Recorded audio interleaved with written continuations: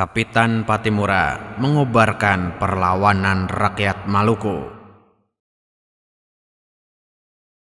Maluku abad 19, kawasan yang menjadi salah satu hulu jalur sutera internasional ini sedang berada dalam masa-masa kegelapannya.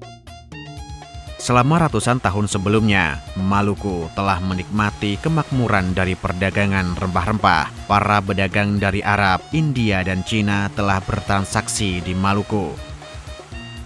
Hingga kemudian kedatangan bangsa penjajah Spanyol, Portugis, dan Belanda mulai mengganggu stabilitas Maluku. Para pedagang Eropa itu berambisi memonopoli perdagangan rempah-rempah. Belanda melalui perusahaan dagangnya VOC berhasil memonopoli perdagangan di Maluku. Setelah VOC bangkrut, monopoli perdagangan dilanjutkan oleh pemerintah kolonial Hindia Belanda.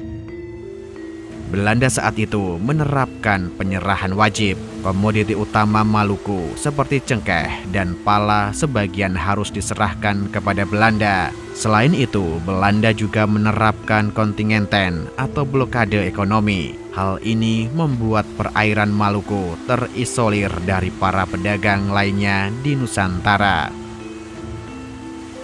Pada tahun 1810 hingga 1817, Maluku sempat berada di dalam kekuasaan Inggris. Namun, karena adanya perjanjian antara Inggris dan Belanda, kekuasaan atas Maluku ini dikembalikan ke Belanda pada 25 Maret 1817.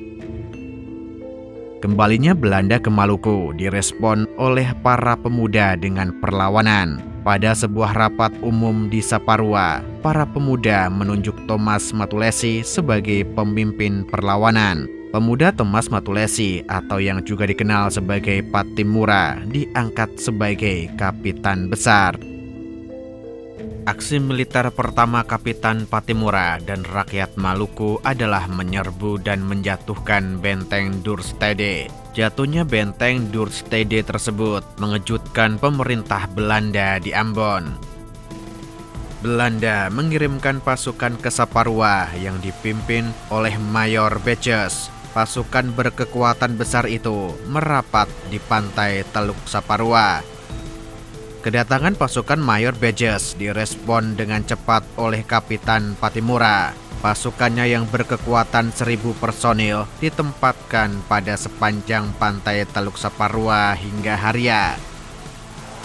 Pertempuran berlangsung sengit. Pasukan Kapitan Patimura yang telah mempersiapkan pertahanan berhasil mengalahkan pasukan Mayor Beches. Pada 20 Mei 1817 berlangsung rapat umum di Haria. Pertemuan rakyat itu menyatakan kebulatan tekad melawan Belanda dan dikenal sebagai Proklamasi Porto Haria. Proklamasi itu ditandatangani oleh 21 Raja Patih dari Pulau Saparua dan Nusa Laut.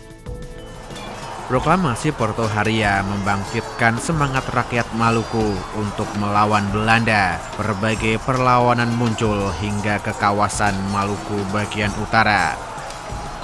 Pertempuran pecah hingga berbulan-bulan lamanya. Pada November 1817, melalui bantuan seorang pengkhianat, Belanda berhasil menangkap dua pemimpin perlawanan rakyat Maluku, yaitu Kapitan Patimura dan Philips Latu Mahina.